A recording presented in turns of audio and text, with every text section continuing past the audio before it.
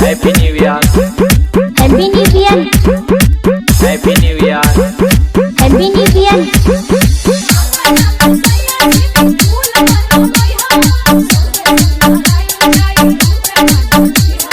पुष्पा नाम सुन के फ्लावर समझा है क्या?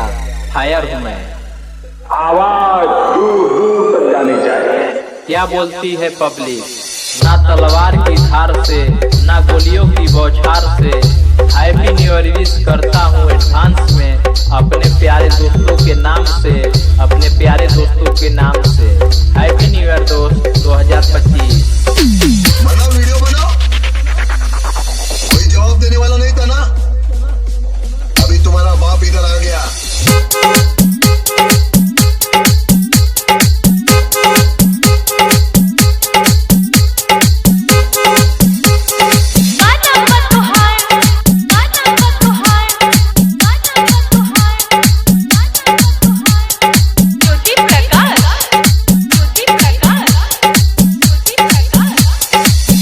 सभी को हैप्पी न्यू ईयर की शुभकामनाएं। नया साल में चुकेगा नहीं साल। Happy new year, happy new year. DJ पे गर्दा उड़ा कर रख देंगे, डीजे के सामने से हट जाओ।